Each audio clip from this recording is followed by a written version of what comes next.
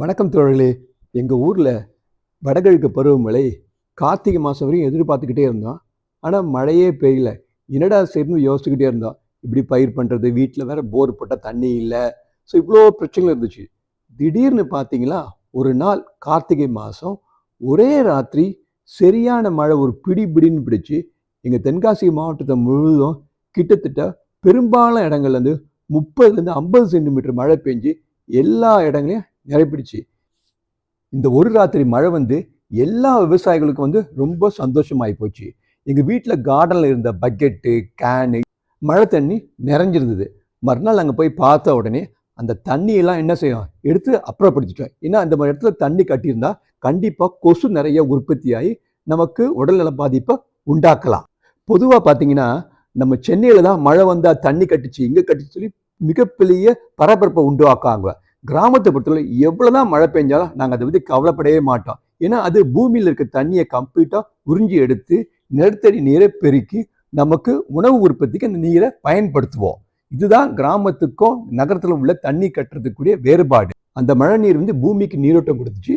எங்கள் வீட்டில் வளர்ந்தக்கூடிய செடிகள்லாம் பார்த்தீங்கன்னா, அந்த ஒரு ராத்திரி மழையில எல்லாம் நல்ல பசுமையா பார்க்கறதுக்கே கண்ணுக்கு குளுமையா இருந்துச்சு.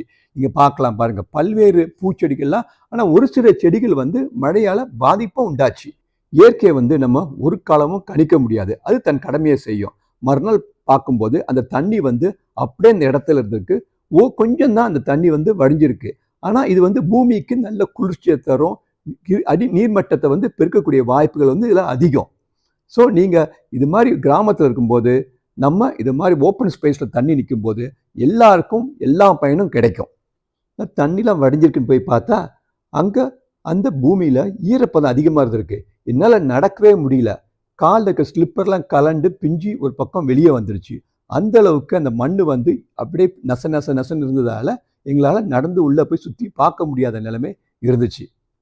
என்னுடைய வீட்டுக்கு பின்புறம் நிறைய காய்கறிகள் செடி வச்சுருந்தேன். ஆனால் பெரும்பாலும் காய்கறி செடி தொடர்ந்து ஈரம் மழை இருந்ததால் நிறைய பாதிப்பு உண்டாச்சு. பார்த்தீங்கன்னா அவங்க 10 நாள் கழிச்சு பார்த்தீங்கன்னா ஏகப்பட்ட களைச்செடிகளும் புல்லும் முளைச்சிருந்துச்சு. ஸோ நான் டிராக்டர் வச்சு விழலான்னு பார்த்தேன். ஸோ பார்த்தா என்னால் முழுமையாக விழ முடியல. ஏன்னா அந்த ஈரப்பதம் அப்படியே இருந்ததுனால அறகுறையாக அந்த டிராக்டர் விழுதுட்டு போயிட்டாங்க. நீங்கள் பார்த்தாலே தெரியும் பாருங்க, எல்லா இடத்துலையும் புல்லும் ஈரமும் கிட்டத்தட்ட 2 வாரமாக அப்படியே குறையாமல் இருந்ததுக்கு. அந்த உழுவை கூட பார்த்தீங்கன்னா அவர் முழுமையாக உழலை, ஒரு கோடை மட்டும் கிழிச்சிட்டு அப்படியே போயிட்டாரு. என்னுடைய வீட்டு பின்புறத்தில் இருந்தக்கூடிய காய்கறி செடி, பூச்செடிகள்லாம் கொஞ்சம் பாதிப்பு ஏற்பட்டுச்சு.